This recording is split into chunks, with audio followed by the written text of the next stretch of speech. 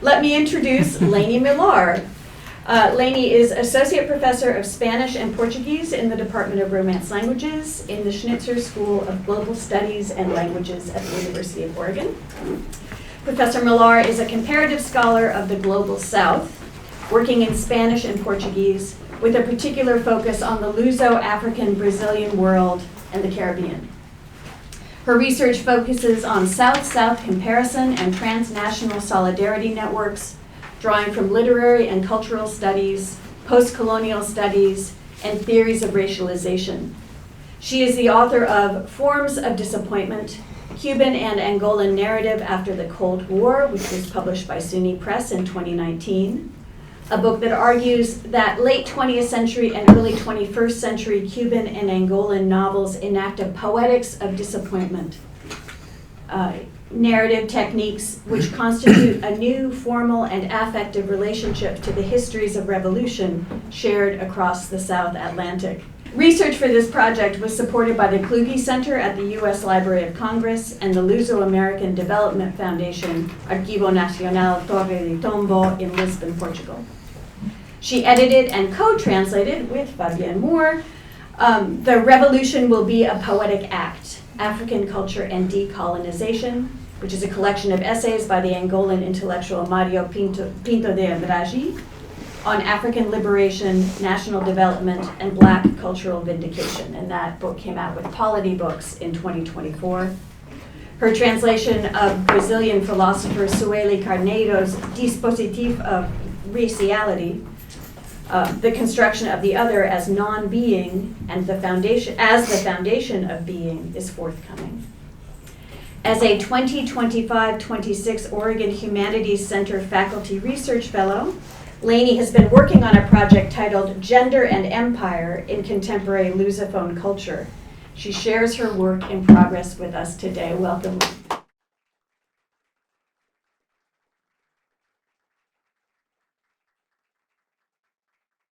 Thank you so much, Leah and OHC, Peg, and Gina. And thank you all so much for being here. Thank you for making the effort. Wow. Sorry about the space. I don't know if we can, no more sort of seats to squeeze in. But I'll do my best. And I'm hoping, this is very, very in progress for two reasons. One, it's the first week of the term. Right. So it's, I'm just starting the part that I'm working on. But also, thanks to some research that I was able to carry out over the past 6 months, and especially over the summer, I've really reconfigured and rethought the project from when I initially applied to the OHC. And so that has meant kind of removing the parts that I had already written. So I'm very, very anxious to hear questions and feedback and points of clarification and any suggestions that you all might have. So the presentation is drawn from what's turning out to be 2 chapters of a book in progress on gender and empire in the Lusophone world, Lusophone meaning Portuguese-speaking world, specifically looking at the cases of Brazil and Angola, so 2 poles of the South Atlantic, both colonized by Portugal.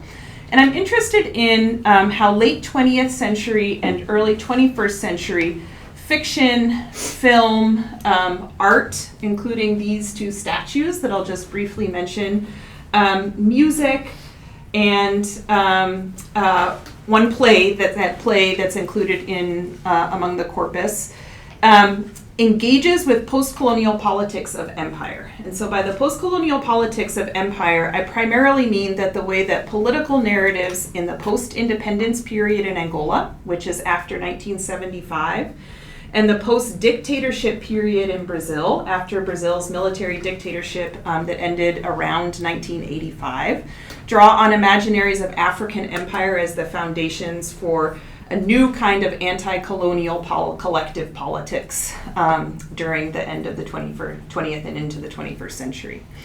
So the project is more than interested in the vector between colonized and colonizer, which would be sort of the anti-colonial literature of most of the 20th century. I'm interested in how intellectuals and artists are engaging with these politics to disagree with each other, first of all, to discuss and disagree with each other, and then also to figure out what kinds of non-national or extra-national collectives, imaginaries, and modes of social reproduction are they engaging with and projecting in their representations, so in their artistic works. So why not the national? Primarily because I'm looking at these narratives today of just one of these, but particularly narratives around these two foundational figures, Rainha Ginga, known in English as Queen Nzinga. Have anybody seen the Netflix series yet? Okay, well, you can check it out. Who was she called herself king in the European documentation of the Matamba and Ndongo kingdoms and what's now the northwestern corner of Angola in the Congolese basin as a part of the collective of Congolese empires in the early modern period. And Zumbi dos Palmares, who was also a 17th century figure, a little bit later than Rainha Ginga, in Brazil, who was the leader of the largest and sort of most important in terms of the historical imagination community of fugitives from slavery in Brazil, who died in battle with the destruction of Palmares in 1695. So both of these are figures who in the 20th and 21st century inspire like iteration after iteration of their stories, their likeness. They circulate. There's Angolans who write about Zumbi. There's Brazilians who write about Ginga, whom I'm going to talk about in just a few minutes. So there's all these really interesting parallels in the ways that their stories are told. Both of them probably or supposedly, or at least in the documentation that we have, poisoned their predecessors in order to come to power. They're both sort of these figures that are memorialized as these fierce, exceptional warriors who lead their, various communities into battle.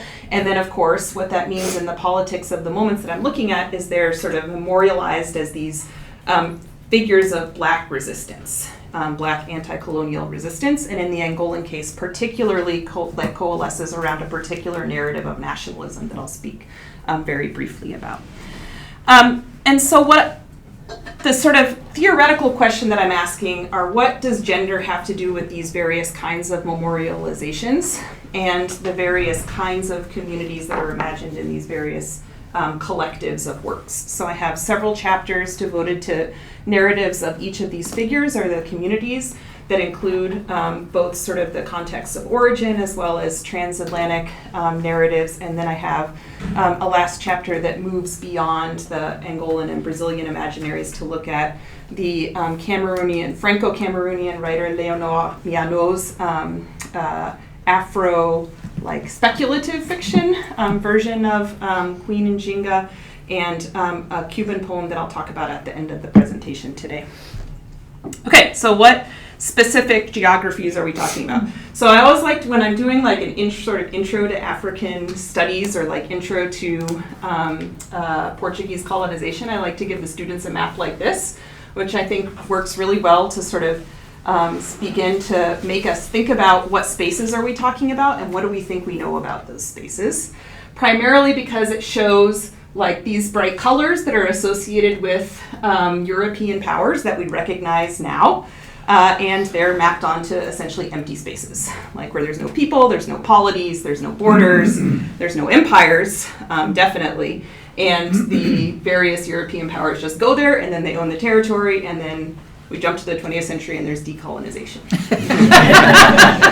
Which is kind of when I ask my students, like, what happened in African decolonization, that's largely the narrative that they can tell. And it usually doesn't include Portugal at all, almost ever, because the only cases that they know about are British and French colonization of Africa. Okay, so this is sort of the exploration and European exploration and colonization of the world, all of it, circa 1700. So at the end of the beginning of the 18th century, end of the 17th century. But for those of us who are a little bit more attentive to these early modern histories, know that there's much more complex histories going on behind these places. So I'm not going to be talking very much about Brazil today, but I like this map that are the map of quilombos, which are communities of fugitives from slavery and other kinds of oppression in Brazil. many of which are now mapped, documented, some of which are memorialized as national heritage sites in Brazil. So that gives us a different kind of sort of map of the Brazilian territory. And then the space that I'll be talking about, or the location of the figure that I'll be talking a little bit more about today, which is the collection of kingdoms in the Congolese Basin on the border between northern Angola and the Southern Democratic Republic of the Congo. So we often call these the Congolese Empire or the Congolese Kingdoms. They're not a unit necessarily, except for at any given moment when there's various power struggles going on and various leaders who have claimed sovereignty over various different sections. Queen Nzinga was either the hereditary leader of Ndongo and then acquired Matamba through battle, or probably she poisoned her brother and came to power that way, and also possibly killed her nephew, who might have had a hereditary claim to the throne. But like, as the historian John Thornton has shown, it's not really that clear cut. We don't know all that much about how legitimacy and sovereignty worked in her context, because all of our sources are coming from European documentarians who had their own particular ideas of what sovereignty and what legitimacy looked like that they would sort of map onto their colonial sources. The fact is that she was an extraordinarily powerful leader.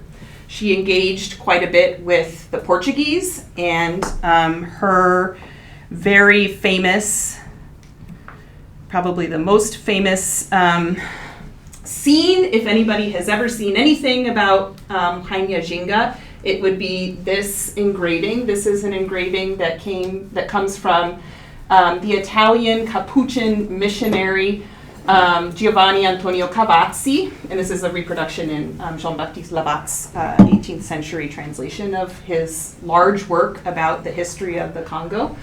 And the story that he tells is that Nzinga, when she's a sort of young aristocrat, is sent by her brother, who by many accounts maybe wasn't a great ruler, to go and negotiate with the Portuguese, who are getting closer and closer to his territory. The Portuguese had been in this area since 1482, but in the turn of the 16th and into the 17th century, the Portuguese and the Congolese forces are more or less technologically matched. So it's besides the naval technology that the Portuguese have. So there's this constant sort of struggle for territories, for influence, negotiations, treaties, land lost, land gained, and so on. So Nzinga goes to speak to the viceroy in Luanda at the behest of her brother.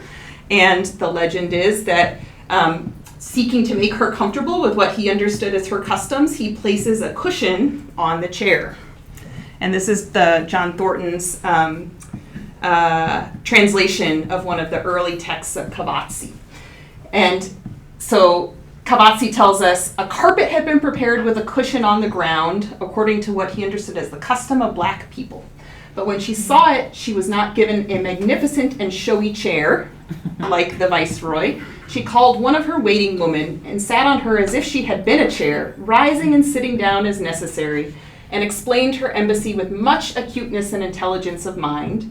She gave her political reasons, which, though she was a black Ethiopian, were well-founded, as if she had been a Semiramis, a Zenobia, or a queen of the Amazons. And then, having to leave the audience, she left the chair on which she was sitting, which was her waiting woman, which made the bystanders laugh. And when she realized this, she answered that it was not a mistake, but because her king's ambassador was not accustomed to sitting the second time where he had sat before, being rich in such chairs, she left that one, there being no lack of someone else to take her place. And this gave everyone cause to realize Ginga's pride and ambition. So this is like the most famous scene that gets repeated and rewritten in sort of every single account of Nzinga's story, and is used for all kinds of different purposes, as we'll see in just a few minutes. This is a photo of mine of a tile reproduction of that very same scene from the São Miguel Fort, which is the old colonial fort in Luanda. This is a tile reproduction made in the 30s under the rise of Portuguese fascist dictatorship, but that has been turned into a war museum to Angola's War of Independence, and sort of completely, the context really forces us to have sort of a rereading of these accounts. It's part of a whole hall of tile reproductions of Angola's flora and fauna that's sort of the glory of the Portuguese Empire that then really changes when the purpose of the building changes.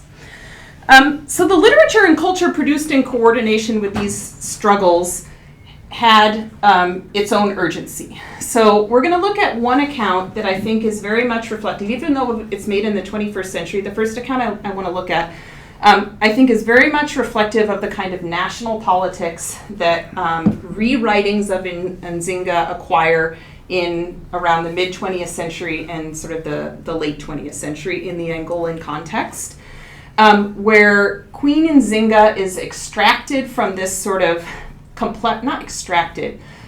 complexity of the early modern context in which she existed is suppressed in order to sort of make her into Angolan. And that had its own particular politics in the time. During the final 27 years, the final 25 years of the 20th century and into the first couple of years of the 21st century, Angola is involved in a civil conflict following independence that has various different factions, largely based on geography, language association, and ethnic group association. And so a lot of these nationalizations of Nzinga as our foundational anti-colonial sort of ancestor that can unite us all is very much wrapped up in those regional politics. So I want to look at one example of those, including the statue that we saw a few minutes ago. And then I'm going to move very quickly just to sort of give a sense of the various different kinds of iterations that I'm considering. That first sort of nationalistic text is the film Nzinga, Rainha de Angola, Nzinga, Queen of Angola by Sergio Graciliano, produced in 2013. And then I'm going to look very briefly at a couple of other examples. Angola Janga, which is about the community of Palmares, that has this really interesting sort of infiltration of Nzinga by the Brazilian graphic novelist Marcelo de Salete. And then this is a fascinating novel, a police sort of procedural crime novel set in the 17th century, or 17th into the 18th century, called Queen Nzinga's Throne. And the twist is, it's about this woman who was the throne of Queen Nzinga, and then imagining what happened to her after she was left behind. And then finally this poem by the Cuban poet Joaquina Herrera called Song of Love and Respect for Doña Ana de Souza, which was Queen Nzinga's baptized name, Christian name, when she accepted baptism when she visited the viceroy. And then she went back and forth throughout her life, like, yes, I'm a Christian, I swear it. And then, no, I'm going to join this other secret military society that possibly commits infanticide and cannibalism, but really I was a Christian all along, depending on who's documenting her various accounts.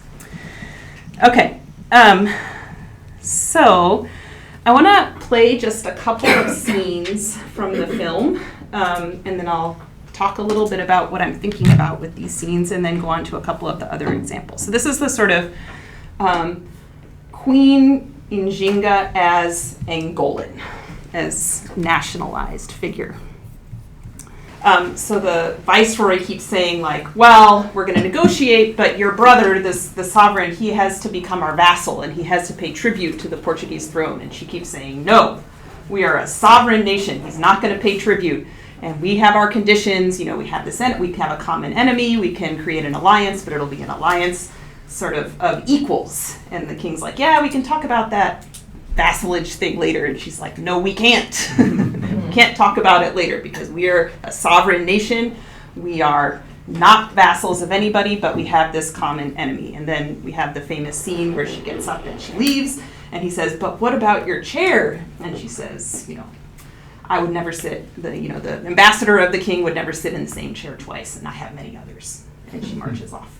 So it's this sort of rhetoric that's very much the buzzwords around the time of African decolonization, which is sovereignty, sovereign territory, sort of integral territory. I am here on behalf of my people, and the people are the ones that I'm going to defend.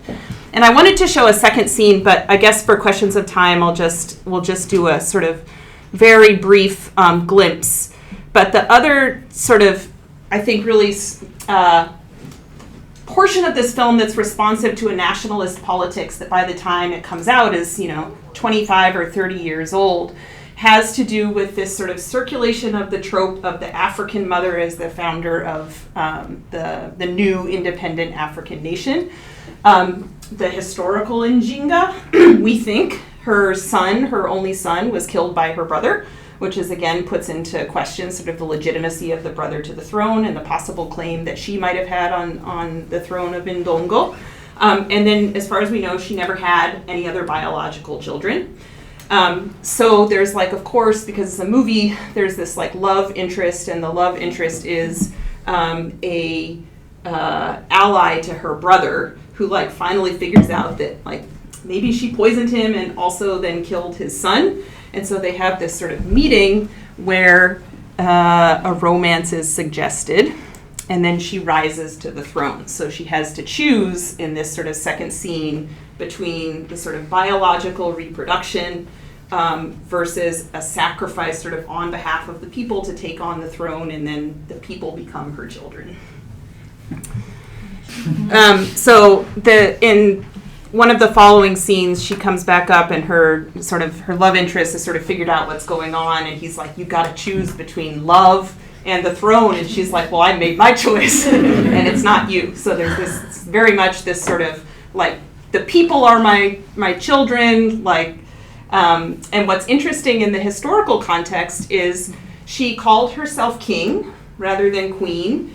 And she apparently insisted on having all of the sort of rights that came along with being a sovereign, including a lot of concubines of various different genders, because that was part of her sort of performance and enactment of sovereignty.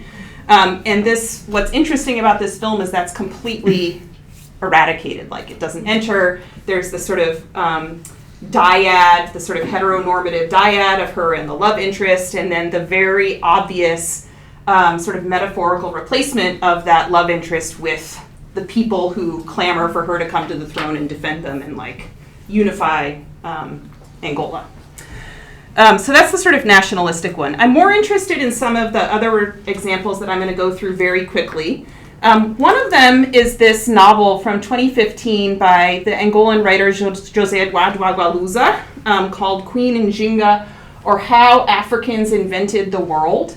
It's narrated by a biracial subject of Njinga, possibly enslaved subject of Njinga, who travels to Brazil, and he's a scribe, so he's documenting all this stuff. That's why we have the novel.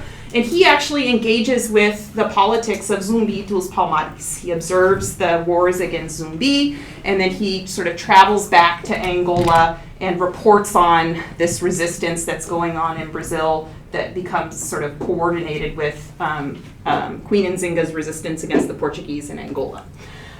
So he has this really interesting passage that we don't need to sort of read entirely, but where Njinga is arriving to Luanda on her royal litter, and being carried with all of the people dancing, and there's fireworks, and the whole city has turned out to welcome Njinga into Luanda.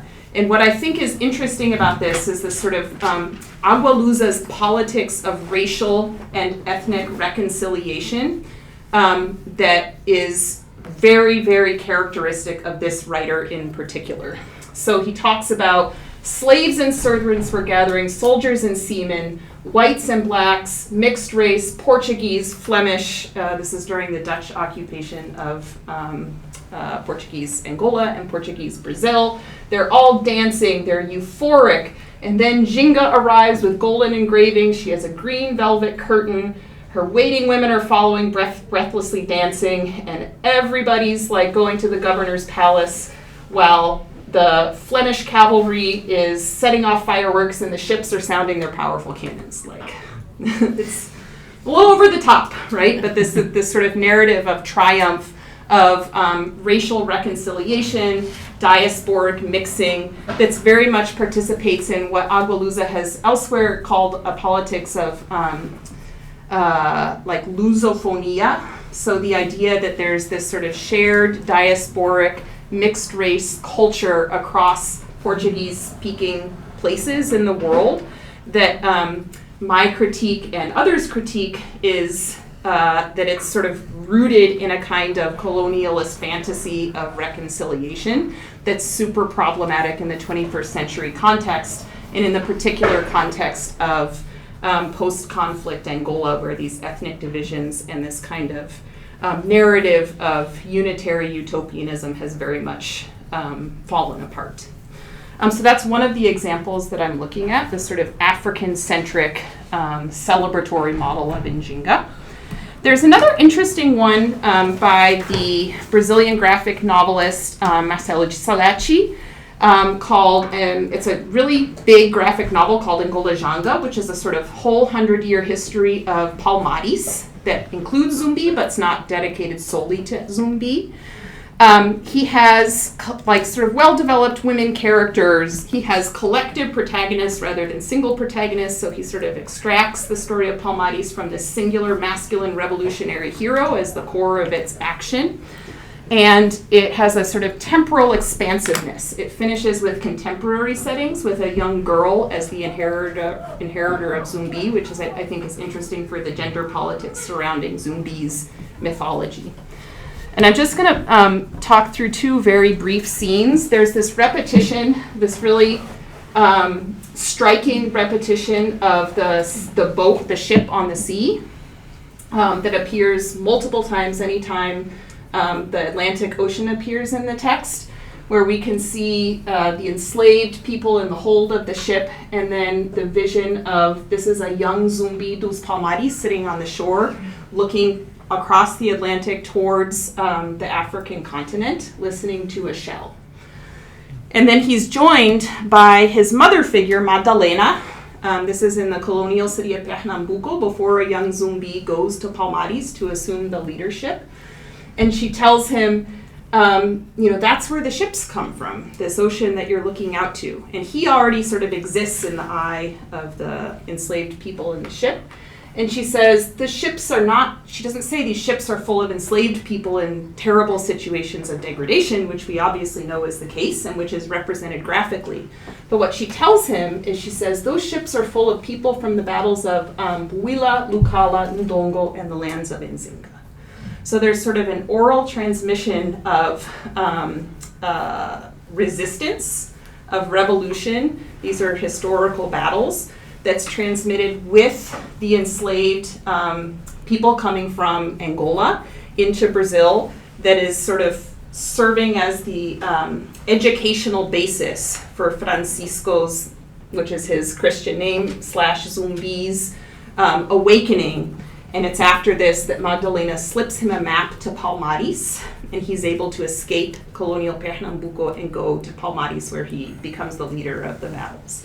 I think this is a really interesting moment, because in virtually all of our narratives of enslavement, we see the sea as a point of like profound break. It's a place where history's broken, where families are broken, where death occurs, and I don't think that Salachi is disputing that. But he's also pointing to a kind of knowledge transmission and a kind of circulation of histories outside of the documented colonial sources, or this is what he's imagining, that links these two spaces, I think, in a little bit more interesting and complex way. And then this is the one that's really fun. This is the crime novel that imagines Njinga's throne, so the enslaved woman on whom she sits. This is the Brazilian novelist Alberto Musa. He says, I did no research for this novel. I consulted no historical sources. It comes entirely from my imagination. which is possible, seems unlikely. He certainly does not have a meticulous historical documentation like, for example, Gisalechi includes. So he has a whole bibliography. He has citations from colonial sources, and Musa says, I just made up this story. Part of that is because the primary sort of titular character is one who disappears entirely from documented history after Njinga abandons her in the palace. So it's also has multiple narratives, like some of the other texts that I'm looking at, and they're all firsthand witnesses to this series of crimes that are sort of the mystery that these colonial police-type forces have to solve, a series of murders and other kinds of destruction of property. And it's centered around a conspiracy. So in sort of the context of Latin American slavery, a conspiracy means a conspiracy by enslaved persons against colonial authorities. In this case, this is always sort of the colonial fantasy, a secret society. There's always a secret society that's plotting against them. In many cases, that's true. In other cases, it's sort of an invented excuse for large-scale punishment and slaughter. And the key character, similar to Agualusa, is this character named Mendo Antunes, who's lived with Njinga in Angola and therefore speaks Kimbundu. So the sort of key to unraveling the conspiracy is not the colonial sources, but his access to Kimbundu, the language spoken in the region of Njinga in northern Angola. And so the whole, it's not a super long novel, it's like 150, 130 pages, something like that. The whole time, this character, who's the throne of Njinga, is very elusive. Like, everyone talks about her, and then she pops up, and then she disappears. We never really find out exactly who she is, except for by other people recognizing her. And the only time she speaks is when she's compelled to speak, when she's captured, and says, admits to a bunch of stuff, and then they don't believe her, right? Because she's unreliable. It's always several degrees removed. So this is at the sort of toward the end of the novel when she's been captured. She has several names, as many of the characters do. Rosa, this is her confession. She confessed to participating in the society. She gave no concrete reasons for joining it. She shed no light on where it met and how it decided on its attacks. She merely described the crimes that they already knew about, that had already happened. She claimed they had acted solely to ward off Kariapemba, a demon. And then she claimed something which the narrator and the colonial authorities don't believe, that the slave woman murdered by the black heretic was the criminal's captain. So this is the throne of Rainha Njinga, this woman who's been murdered, who heads up this society. She was one of Queen Njinga's waiting women. She was the one that Queen Njinga sat on, and she's taken the same name as the queen, Ana. So we have this very clear chain of transmission, but we have no sort of colonial knowledge systems that allow us to understand her motivations, her organization, and no sort of resolution in the way that a crime novel or a police procedural is supposed to supply us with. None of these problems are ever solved, and their suspicion from the beginning that it has to be the secret society is verified with no additional information offered. And so what I think is interesting about this particular example is the sort of African substitution of a kind of logic and organization that never is penetrated by the narrators and the scribes who are trying to write about it. But there's very clearly this chain of transmission that happens among female leaders that remains completely ununderstandable and opaque to them. And so that gender aspect, I think, is interesting and somewhat unique among some of the texts about Njinga. And then the final example that I want to mention takes us back to just after independence. This is a period, 1978, Angolan independence takes place in 1975. This is a period of sort of the maximum Cuban participation of military troops in the civil conflict of Angola on the side of the ruling party, the MPLA party. And all the texts written about this are sort of the revolutionary hero on behalf of the people, except for Herrera's, which is a really interesting example. Herrera imagines, sort of has this collective imaginary where Africa represents, or Herrera is writing into a context in the Caribbean and in an Angolan context where Africa is sort of an ancestral past, but not a part of her living present. And so she takes advantage of this consciousness of these Cuban troops who are in Angola at the time to bring Africa into a sort of living present in her Cuban context. And she imagines that through another sort of chain of transmission of female community. So early, this is a somewhat long poem to Doña Ana G. Souza, again the Christian name of Queen Nzinga, where she says, "It's lovely to close my eyes looking at you through the centuries and circumstances, speaking to your people about the pretty flower shaped by joined hands, about the rift which is that flower stripped of petals for the enemy."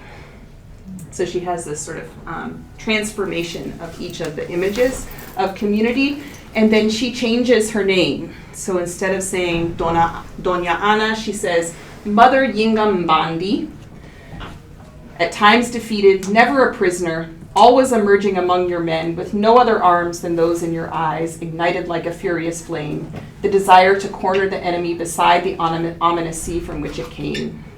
Yinga, my lady, pure water where I wish to be reflected. So this sort of doubling or reflection or duplication of Haina Jinga among generations of Black women that Herrera brings into her 20th century present. So I'm sort of really interested in those diasporic expressions and those various different configurations, and I would be really happy to hear questions and feedback and suggestions. Thanks.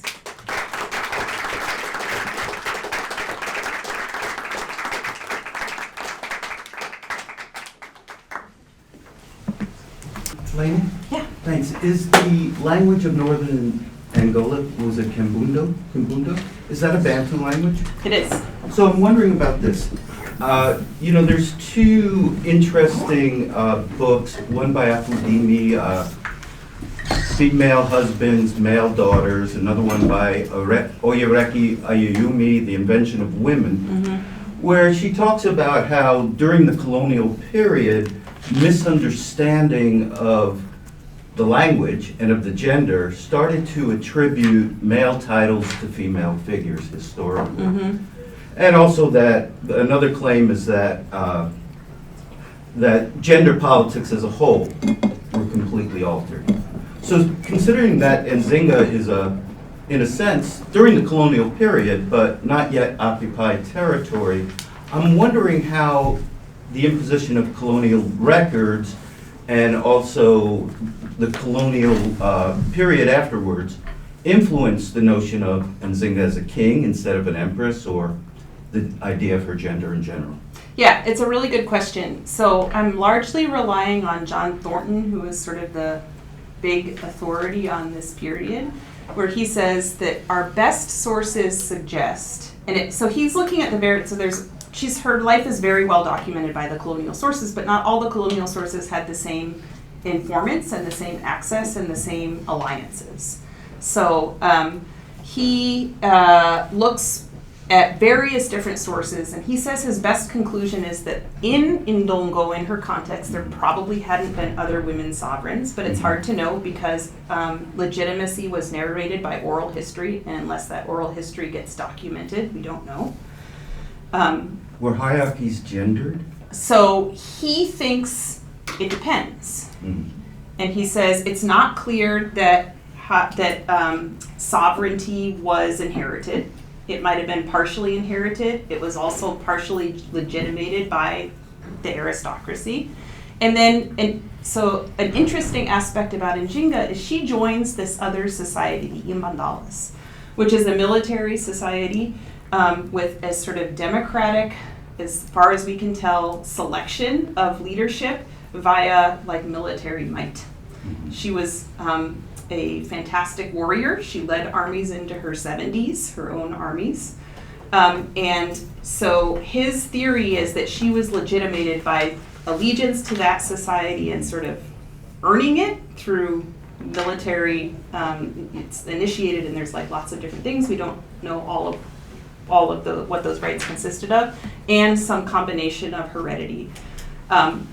It's not clear whether that was a gender anomaly, but it does seem that after her there were other women leaders, and so it could be that she either took advantage of that possibility or sort of initiated a new paradigm. Thank you. Fantastic work. Thank you.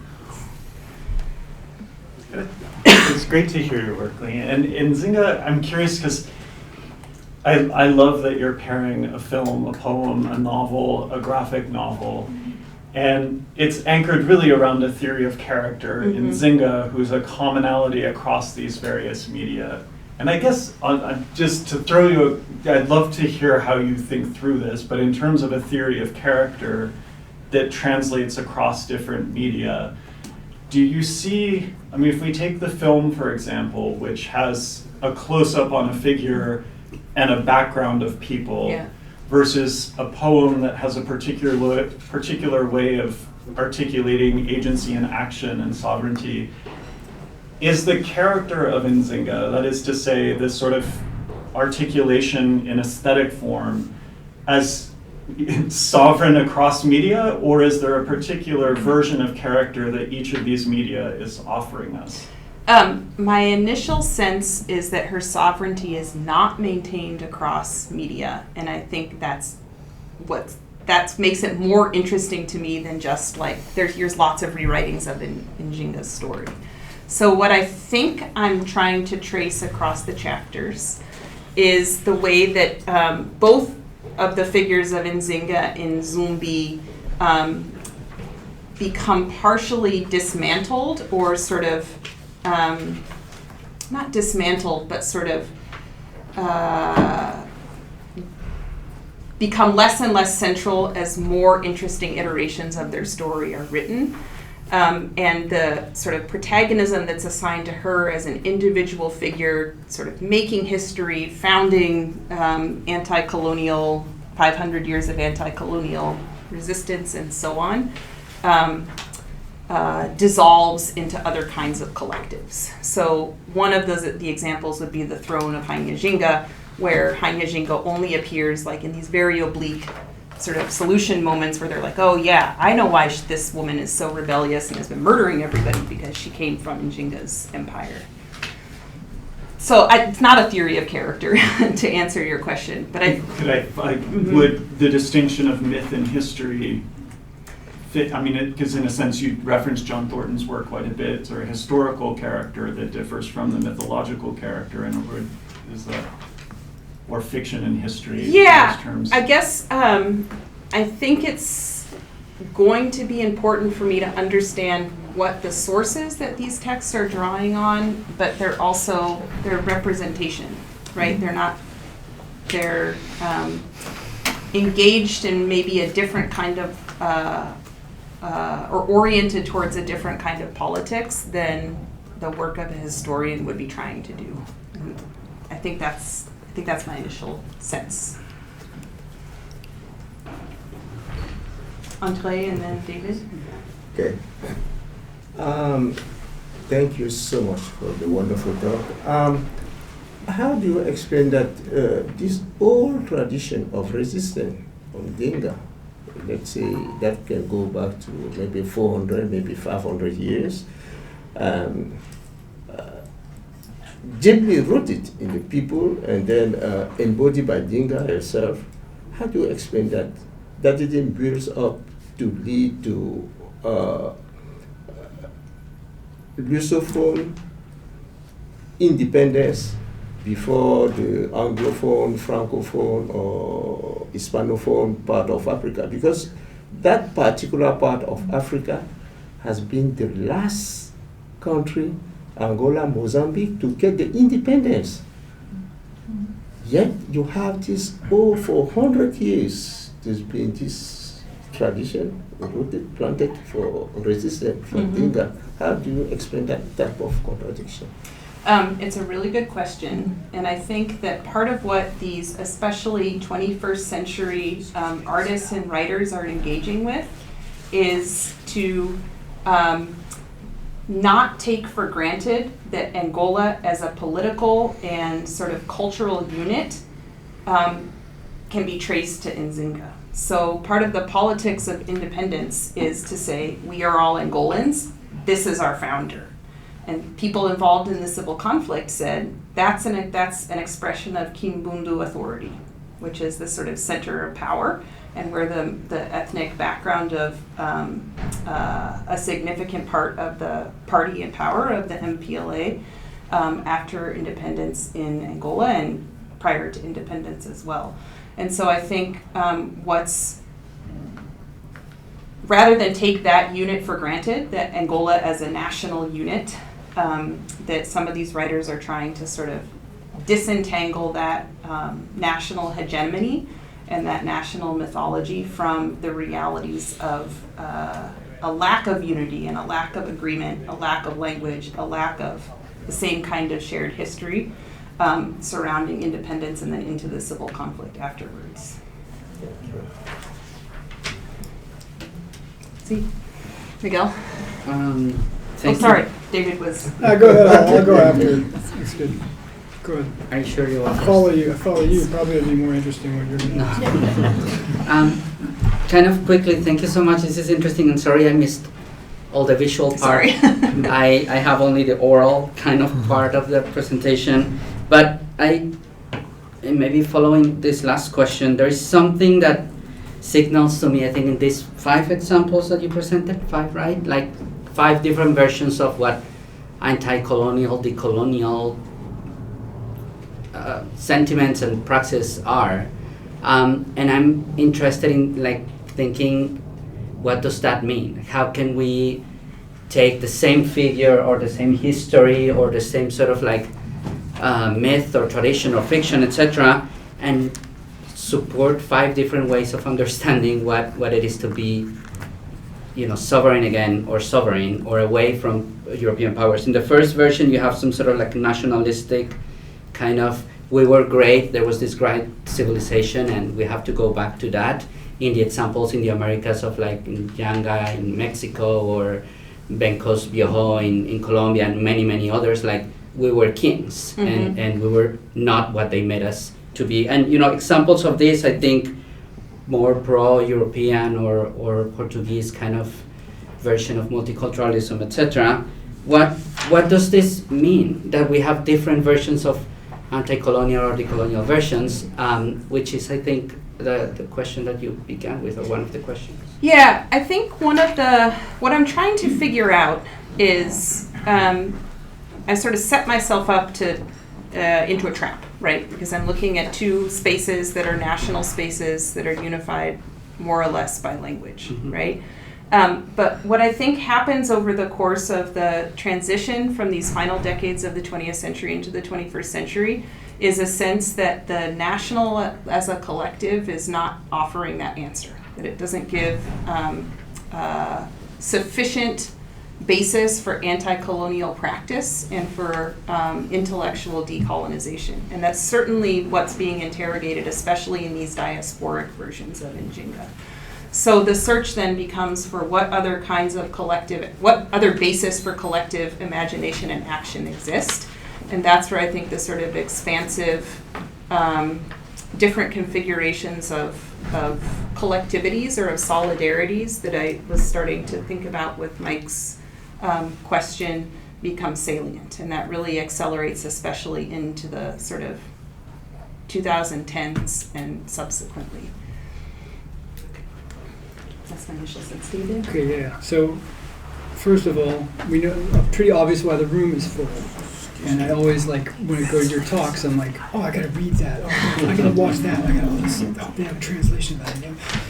And following up on Andre's question, this business about being the last country to be liberated, does it have anything to do with the conditions in the colonizing power, like fascism and such, making it harder to make things go, get the movement going under a fascist dictatorship than under parliamentary or democratic rule? I don't know that I would say that.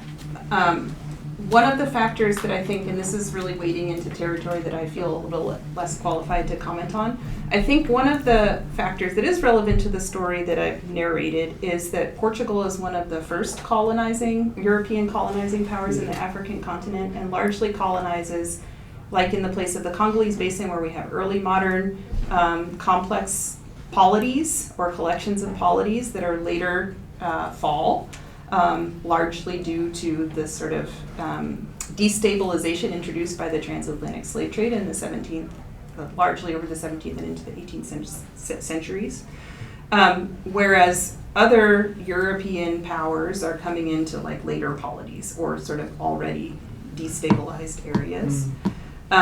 So what does that mean? It means that there's, like in the context of Angola and in the context of Mozambique, there's already a sort of extractive apparatus. But Portugal has the fame of being this like weak colonial power, right? Like it's not very big, it doesn't have very many people, but it's also going into spaces that don't already have sort of consolidated complex regional organizations, or where they did there by the time of decolonization hundreds of years sort of past.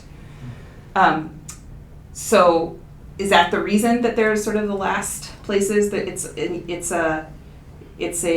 certainly a project of the Portuguese fascist empire to maintain its colonies. It is a colonial empire. The empire gives it its entire identity because it's seen as such a weak European power. So there's certainly an investment of people, of money, of sort of corralling world forces in the defense of that empire. But it also falls because 3 colonial wars are coordinated among each other in Guinea, in Angola, and Mozambique because of this complex anti-colonial organizing. So it's yes to fascism as one of the reasons that it stays around as long, but not because necessarily it was so strong that anti-colonial fighters couldn't overcome it for 30 years. Gotcha. Great. Super clear. Thank you. And my question was more about the sources and the productions and the presses and the audiences and stuff. So it's like each of these texts or movies or narratives coming from a different, mostly the same moment except for the 78 one, right? But it's like, to what extent are the narratives kind of shaped by the context of where the press is, who the author is, where the production money is coming from, yada, yada, yada. I'd love to hear, you talked about that with, what's her name, Herrera's poem. Yeah. Can you talk a little bit more about that with the movies and novels? Yeah, so it's a really good question, and always the sort of means of production produce the audience and sort of kinds of product that we're talking about. The film is a collaboration with a Portuguese-Angolan collaboration, which much of Angolan cinema is co-produced with entities elsewhere, with France, with Brazil, with Portuguese, with other kinds of international entities. But it's totally embraced sort of at least by the Angolan press as like, this is our version of Njinga. And in fact, one of the actors who plays the Njinga's love interest has started a whole campaign against Netflix when Netflix came out with their series directed by Jada Pinkett Smith of like African Queens. And he's like, there's no Angolans in it. Like, we have it. He said, we had tried to pitch this as a series to Netflix, and Netflix turned us down, and then they turned to this American director and producer to produce like an American with no Angolans. So it's like, these co-productions are sort of seen as a necessary mode to produce something that is then ours and is embraced as ours. Agualusa is an interesting figure. He's very controversial within Angola. He hasn't lived in Angola for a long time, although he was born there. He's lived in Mozambique, he's lived in Brazil, he's lived in Portugal. He's super critical of the sort of literary elite in Angola, and his novels are almost exclusively published by Brazilian or Portuguese presses, although they also circulate. But there's a kind of sort of mapping of his political investment in this kind of diasporic model of Njinga that very much mirrors his own circulation and his own markets that he creates. And then in the context of the Brazilian works, there's just a much bigger literary market in Brazil, and there's a much bigger sort of range of presses As far as I know, it's an interesting question. I don't know that either of these works has been published in a press outside of Brazil, but Brazilian presses tend to have decent circulation. The graphic novel has been translated into multiple different languages, including into English, and I've taught it in English and circulates internationally that way. My guess is that it would circulate in Angola, but it's a really good question. That was my like. Are these works all circulating in Angola? Like, do they have easy access to like Agualusa's book, even for example? Can you get that in Angola easily? I cannot answer that question because it's really hard to get information about what's circulating in Angola. Yeah, right, for reasons. Thanks a lot. I don't know, but thank you. Are you willing to take a couple more questions? How's your stamina? Because there's a lot of interest, but it is 1 o'clock. No, these are all super helpful questions for me. Great. Okay, so then if people do need to go, but otherwise, thank you for staying on. Yeah. Thanks, everyone. Yeah, let's give her applause.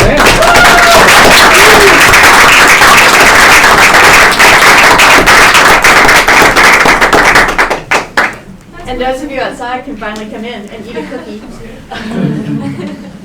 Okay, where were we? Nicole, were you going to? Yes, I'm going to. Thank you, Lanie. I just, you made a selection when you selected that corpus, and I wonder whether you left examples out, the practices out.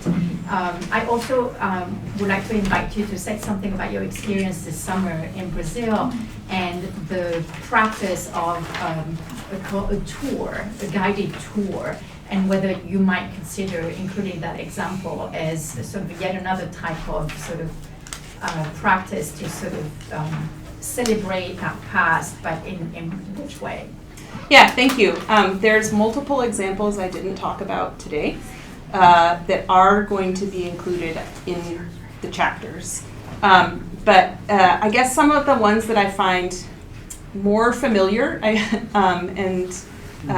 that are doing more familiar things with the figure of Njinga are those sort of 1970s, 1980s, like Africanized history in the wake of decolonization, of which there are multiple. And so that sort of is another sort of clue to David's question where you said, like, these are all from the 21st century. I left out many of the, several of the 20th century examples.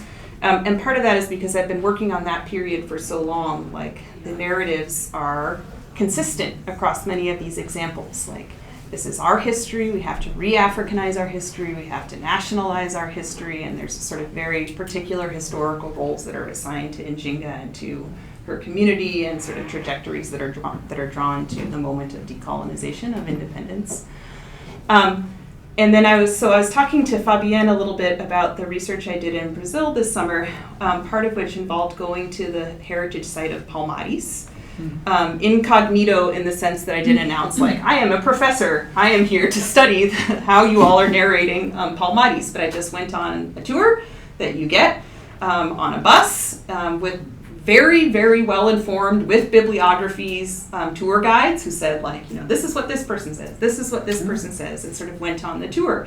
And I totally went expecting to go see Palmares and hear only about Zumbi. Like, this is the story of Zumbi. And the tour guide at Palmares said, you all know about Zumbi. If you know anything about Palmares, which most of you don't, he was a high school teacher, he said, the only thing you know about is Zumbi. And I'm not here to tell you about Zumbi. I'm here to tell you about the woman founder of Palmares and these other leaders and this whole sort of network of, he's like, you don't have a 100-year community built around one sort of singular warrior figure. And so he was very, very careful to sort of talk about the different phases and the historical construction and the longevity. Palmares is not like a single city, it's a collection of communities that had networks, and he sort of described the political organization. And I totally went in with this expectation that was broken by this very well-informed and attentive and careful and well-documented tour that I went on. So what I had hoped to do, and we'll see if conditions allow it, is if there's a similar kind of sort of tour or site visit that I could go on with in Njinga. It's a little bit complicated. I've been to Luanda. It's very hard to get to. I've visited sort of these major sites of the statue that I showed at the beginning, which has now been moved to a different site, and sort of the colonial tourism and the War Museum and those things, but there's a monument to her in northeast Angola, which is not easy to travel to, and you sort of need guides to be able to access. And I would be very interested if there's like a similar kind of dismantling of that sort of singular character-focused mythology around Njinga at all, which I don't know the answer to yet. Nicole, did you want to ask a question? Yeah, but it's been so long, I'm trying to remember how Oh, I was okay. asking it. I was just really interested in when you started to talk about the gender. Well, I was really interested when you were talking about the one that follows the character of the throne, the woman who's the throne, and the sort of narrative like resistance there, and how you said something about how she's not. Something that was like she doesn't become the entryway for the understanding, and I thought that was really interesting in the gender with the gender lens, and how you think that. My guess is that you'll conclude that that's an opening for solidarities and groups when taking a step back from gender norms. Because this is an example of, Njinga is an example of contradictions of our gender norms or Western gender norms, and I don't know what you think about that. That was just very interesting. Yeah, thanks for that suggestion. I am really interested in that moment, and one of the things that I'm interested in sort of thinking about the gender norms is women as like reproducers, right? So like how reproduction happens. It happens via these heteronormative pairings. The women have children, and then their children, like the sort of film version that I talked about. And here with Musa's novel, that kind of social reproduction happens via violence. So Njinga kills people, she like trains warriors, and then this woman comes from Angola to Brazil, and she also forms a secret society and murders people. And that's like a form of social reproduction. Yeah, and a form of sort of community building, which is violent and like murders the people telling us the story. And I think that's a really interesting twist on that kind of gendering of Njinga as sort of our foundational mother. That's my first thought about it. I haven't written about that novel yet. Gloria and Pedro? Yeah. I wonder if the idea of how to be a woman has changed, and how this idea is represented in the series, TV, or in the novels, or even in this poem, because it seems to me that Njinga, has some female characteristics, but also plus masculine characteristics, and she is able to use both in different ways for good objectives for her or for her people. I don't know how these old books and TV series represent that idea, and how now we can read her figure in a different way than before. Yeah, I think that's absolutely the demand of this kind of almost 50 years, 50 years of breadth that I'm trying to address here. And also it's a good reminder that like historically, like going back to the historical documents, we don't really know. Like, did she have masculine and feminine characteristics? We don't know necessarily what those things meant. We know what the Italian missionaries thought they meant.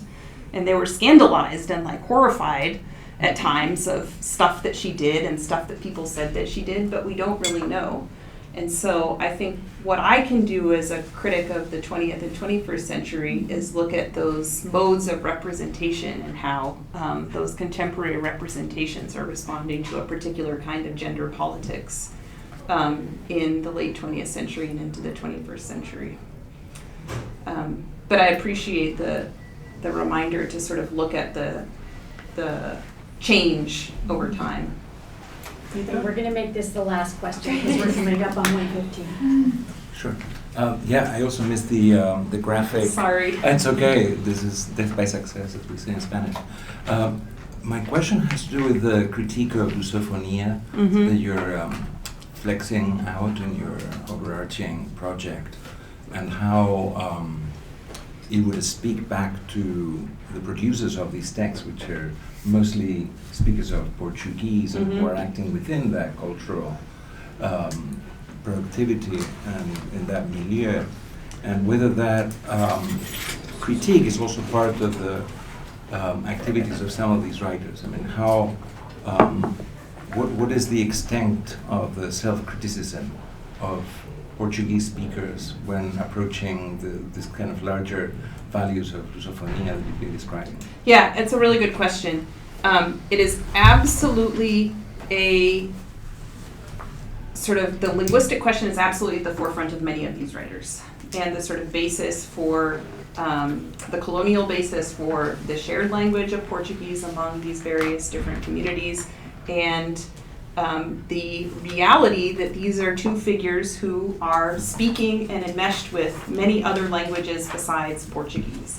So Lusophonia, particularly as a configuration for its critics, it's not just a question of the Portuguese language, but of the link of that idea to Lusotropicalism, which is a concept or a theory that developed in the 20th century around the Brazilian sociologist Gilberto Freire, that Portuguese colonialism was less pernicious than other kinds of colonialism because the Portuguese were so attentive to intermarrying and mixing with their colonized populations.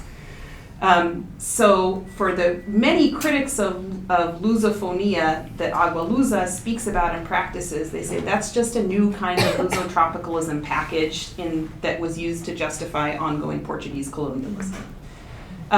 And then the sort of linguistic politics that becomes part of that response shows up in some of these texts. So for example, there's a text that I'm looking at from 1975 about Njinga that shares a characteristic with Marcelo de Saletes, which has unglossed use of Kimbundu, for example. So it's not totally unglossed. There's a glossary at the back, but it's not glossed in the text. So you have to flip and look at it, or you have to know. Or these sort of constant conscious reminders. It shows up a little bit in the film too, of like words or phrases that are untranslated. There's this sort of constant reminder or interrogation of the adequacy of Portuguese as a language to communicate these stories, or signaling places where Portuguese as a totalizing system needs to be broken, or shown to be inadequate, or is inadequate, and so we have to incorporate these other kinds of vocabularies. In terms of like comprehension, Portuguese as a mode of comprehension among these different communities, that's where I think the writer's sort of responsiveness to some of the regional contexts is also kind of interesting. So looking at Zumbi as a Latin American figure as well as a transatlantic figure, so Portuguese doesn't become the only mode of sort of communicability of this figure around the former Portuguese empire. But I don't think I have a sort of solution to that, more of a way that I'm trying to figure out how the writers are taking on that problem.